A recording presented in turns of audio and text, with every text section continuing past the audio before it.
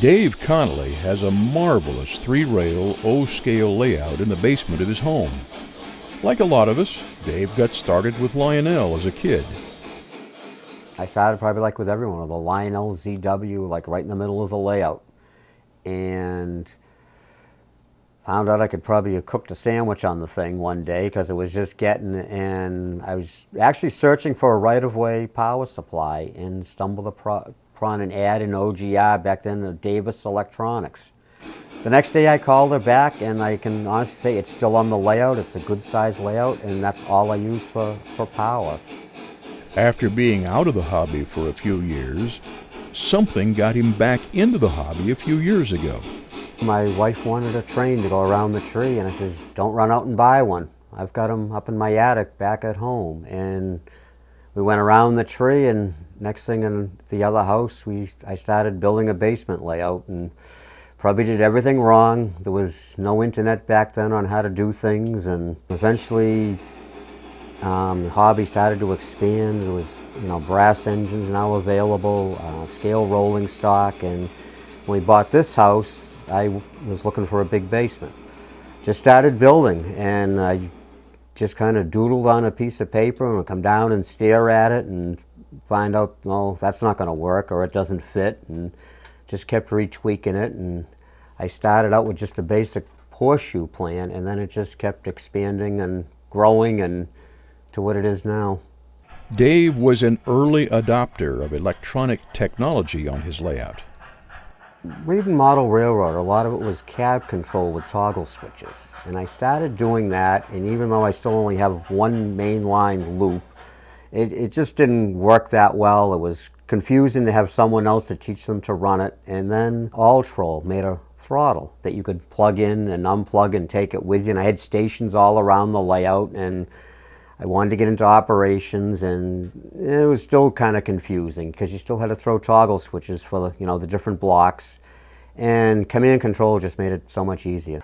People come over to run trains, you didn't have to educate them on how to throw toggle switches or what to do.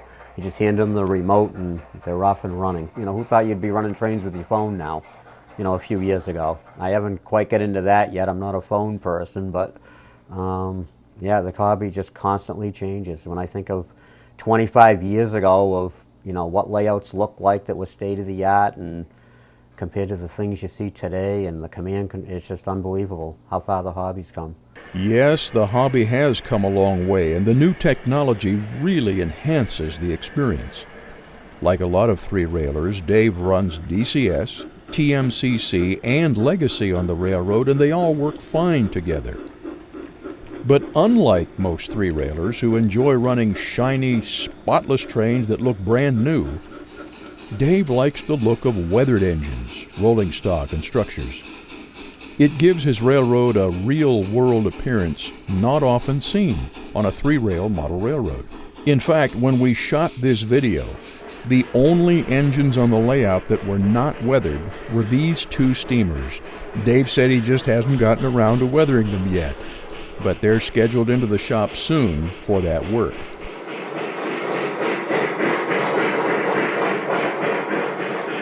I started with buildings. I just like that look, and also it hides a lot of your little flaws or mistakes. You can kind of cover them up. And I had that look, and I was satisfied, and I started doing boxcars. I bought an airbrush and just kind of started, and I liked that look, and I slowly started doing them. And I had all that done, and then I kept looking at the layout, and it just didn't look right because the rails were shiny. Everything was already ballasted, and I ended up painting the rails with an airbrush, and now it all kind of blends together.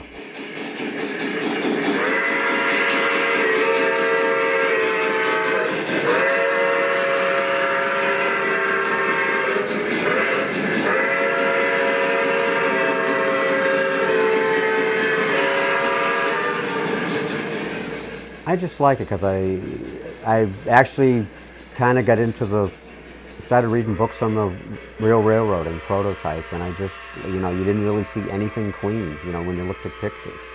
And I just like that look. And I think it's another fun aspect of the hobby. You know, after you buy it, you know, you take it out of the box, you put it on the layout, that's it. I'm constantly tinkering with the weathering, trying different ideas. It's like a hobby within a hobby. And then I started adding KDs, and that's another hobby within a hobby. And also operationally, you don't have the runaway trains. Whoops, where's the rest of the train? I've never really had one uncouple. Actually, a friend of mine down the Cape, I visited his layout and he was putting the magnets in. And I saw how well they worked with the delayed coupling, and then I've started doing it now.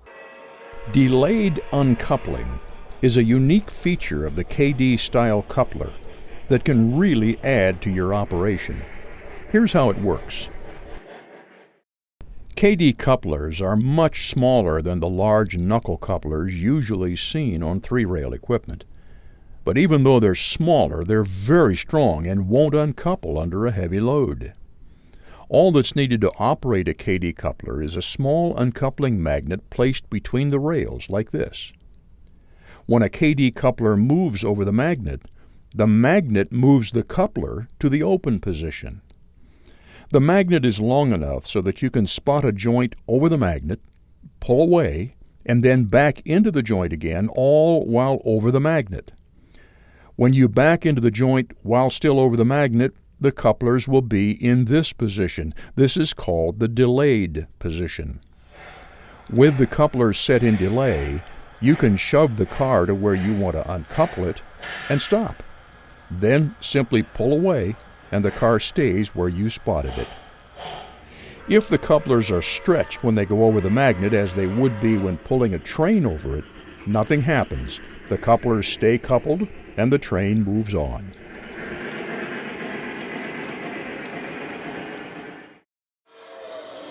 Dave likes prototypical operation and has designed his railroad for that kind of running. At its core, it's a single-track main line with passing sidings and industries to serve along the main. There are a couple of loops within the layout that allow for continuous running, but basically this is Dave's railroad. Trains are built at the east end of the railroad here at Grand Junction, which is also the interchange point with the Boston and Maine Railroad. There's a small roundhouse here, packed with detail.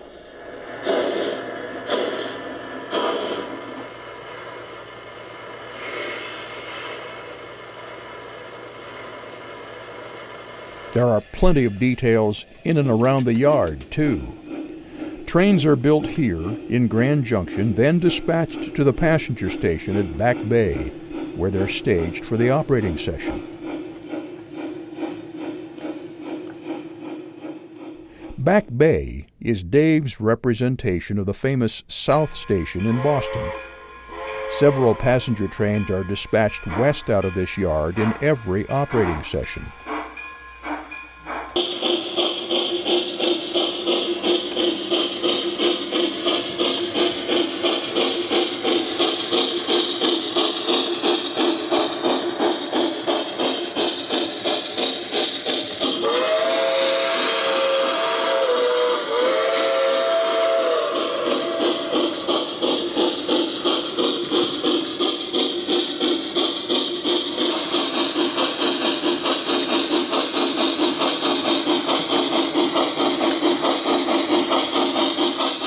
The multiple lead tracks at the west end of Back Bay Station ultimately ladder down to a single track where they enter the tunnel just west of the station.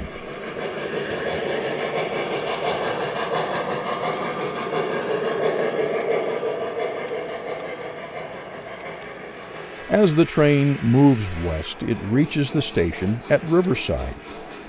In a bit of creative Imagineering, Riverside is actually the backside of the West Mansfield station.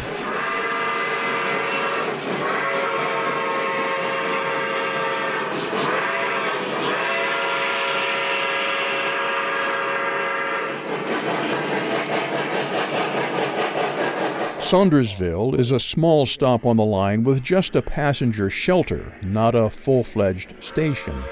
It's a flag stop, so not every train will stop here.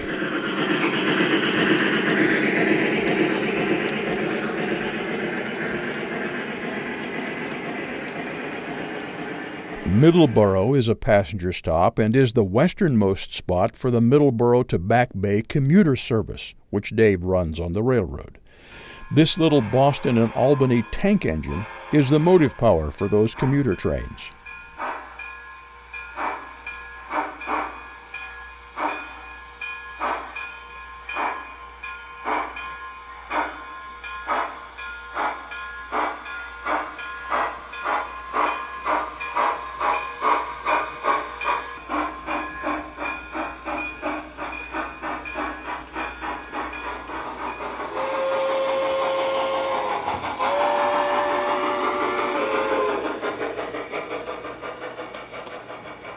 After Middleborough, there are a lot of miles to travel before you reach West Mansfield. There are a couple of freight customers to service here at West Mansfield. Local crews always have plenty to do here during an operating session.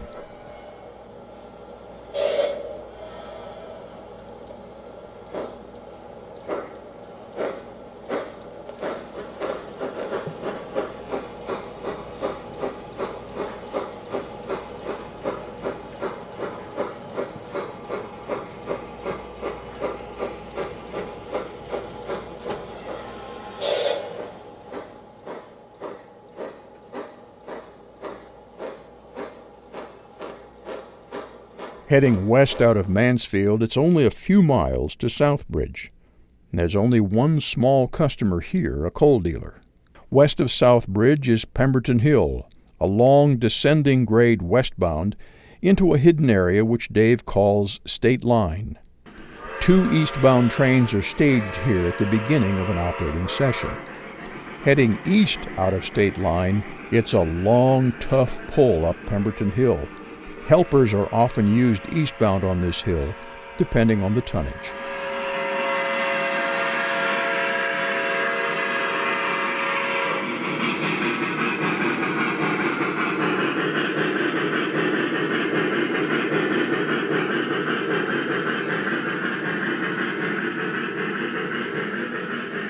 Harmon anchors the west end of the railroad.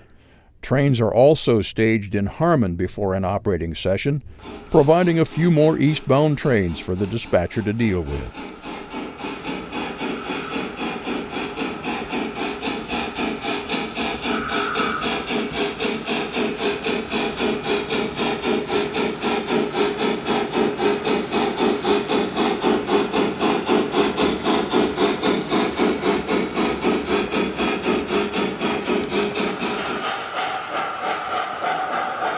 In building this railroad, Dave was influenced by some of the big names in the hobby. Someone gave me a copy of Frank Ellison's book. It was kind of beat, but I read that cover to cover, I don't know how many times. And then I bought Lynn Westcott's book, and I started out with Open Grid. That seemed to be the easiest and for what I was doing. And eventually I did switch over to L-girder in some spots. So it's kind of got like a little bit of both, whatever worked for each situation. It's 1/2-inch plywood on top of that with Homosote on top of that. I used caulk road bed. I started with Gargrave's track, and at the time, Right Away, I believe, was the only player for turnouts, and I bought one oval. There is an oval that you can run continuously in the layout, and I started with that, and it had, I think, 4 turnouts on it that went to nowhere. But I just perfected how it worked and then put some sidings in. I could always run trains, at least in a loop, and slowly branched out from there. I used tortoise switch machines. All this stuff was kind of new, and there wasn't a lot of instructions on how to do it. You just had to kind of figure it out, and I figured I'd start small and, you know, just go from there, get at least something working properly, you know, before I tried to, you know, build the whole thing. When Dave finally did get around to building the whole thing, he definitely got it right. Smooth running trains, good scenery and structures, and command control make this railroad a joy to operate.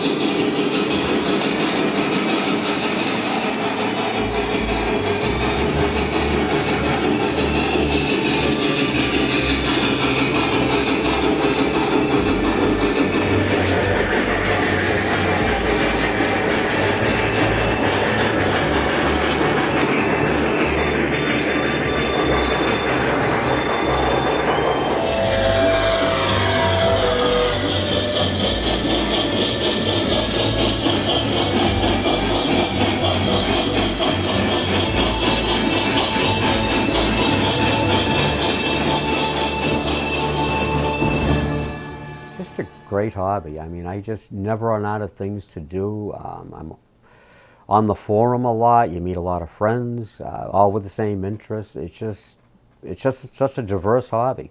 It's just, I mean, I never thought years ago I'd pick up an airbrush and weather trains, and I'm just enjoy doing those things. And I just like tinkering. I'm a mechanic by trade, and I like to see how things work or what I can do. Some things don't come out great. There's always a trash barrel, you know. If you can always fix your mistakes. You know, something you don't like, you can always change it up.